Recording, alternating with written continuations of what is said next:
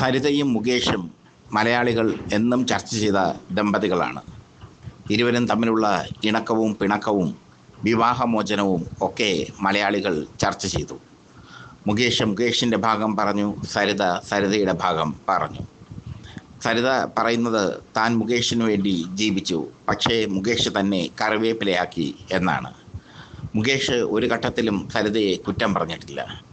മുകേഷ് ആദ്യത്തെ തെരഞ്ഞെടുപ്പിന് മത്സരിക്കുമ്പോൾ സരിത അദ്ദേഹത്തിനെതിരെ ശക്തമായ പരാതിയുമായി രംഗത്ത് വന്നതും ശ്രദ്ധേയം.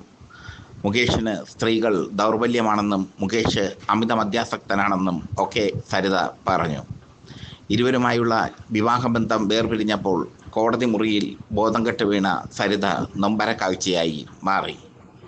ഇപ്പോൾ രണ്ടുപേരും രണ്ട് തട്ടിലാണ്.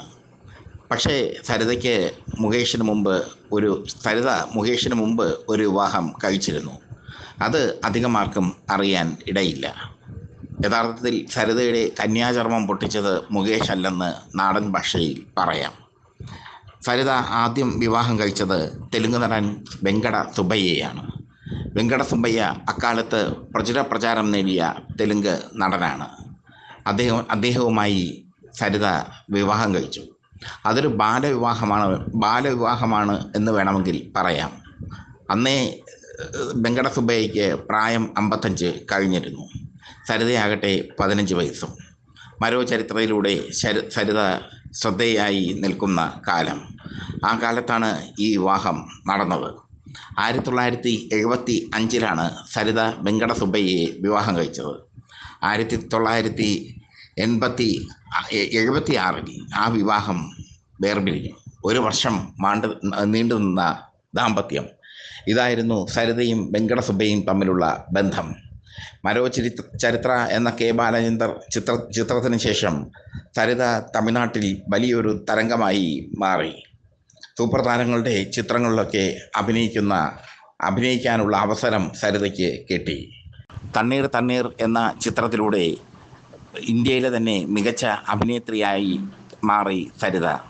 പിന്നീട് സരിത മുകേഷിനെ വിവാഹം കഴിച്ചു. മുകേഷിനെ വിവാഹം കഴിക്കുമ്പോൾ സരിതയ്ക്കൊരാഗ്രഹമുണ്ടായിരുന്നു, ഇനി സിനിമയിൽ അഭിനയിക്കരുത്. പക്ഷേ സരിതയും മുകേഷും തമ്മിലുള്ള വിവാഹം കാറും കോളും നിറഞ്ഞ ജീവിതമായി മാറി. ആ വിവാഹ ജീവിതം കാറും കോളും നിറഞ്ഞതായി മാറി. മുകേഷും സരിതയും തമ്മിലുള്ള വിവാഹത്തെക്കുറിച്ച് മുകേഷിൻ്റെ അമ്മ വിജയലക്ഷ്മി എന്നോട് പറഞ്ഞത് ഇങ്ങനെ: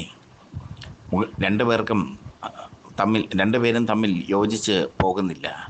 ഇരുവർക്കും ഇരുവരുടേതായ ഈഗോ ക്ലാഷ്. പിന്നെ ഞങ്ങൾ എന്തു ചെയ്യും? മുകേഷിൻ്റെ പിതാവ് ഒ മാധവനുമായി സരിതയ്ക്ക് നല്ല ആത്മബന്ധമായിരുന്നു. താൻ മരിക്കുന്നതുവരെയെങ്കിലും മുകേഷിൻ്റെ ഭാര്യയായി സരിത ഇരിക്കണമെന്ന് ഒ മാധവൻ തന്നോട് ആവശ്യപ്പെട്ടതായി സരിത പറഞ്ഞു. മാധവന് കൊടുത്ത വാക്കിൻ്റെ പിൻബലത്തിലാണ് സരിത അവിടെ താമസിച്ചത്. മുകേഷ് തന്നെ ക്രൂരമായി മർദ്ദിക്കുമായിരുന്നുവെന്നും തൻ്റെ മുമ്പിൽ വെച്ച് സ്ത്രീകളുമായി ബന്ധപ്പെടാറുണ്ടെന്നും തന്നെ അസഭ്യം പറയുന്നത് കുട്ടികൾ കേൾക്കാതിരിക്കാൻ കുട്ടികളെ ഊട്ടിയിലെ ബോർഡിംഗ് സ്കൂളിൽ അയച്ചെന്നും ഒക്കെ സരിത പറഞ്ഞു. ഒരു സ്ത്രീ അനുഭവിച്ച പീഡന പരമ്പരകൾ ഓരോന്നോരോന്നായി സരിത മാധ്യമങ്ങൾക്ക് മുമ്പിൽ വ്യക്തമാക്കി. എന്തായാലും സരിതയും മുകേഷും ഇപ്പോൾ രണ്ട് കോണിൽ തന്നെയാണ്.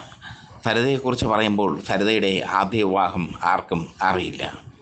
അന്ന് വെങ്കട സുബ്ബയ്യ തെലുങ്കിലെ ഏറ്റവും സമ്പന്നരായ സിനിമാ നടന്മാരിൽ ഒരാളായിരുന്നു.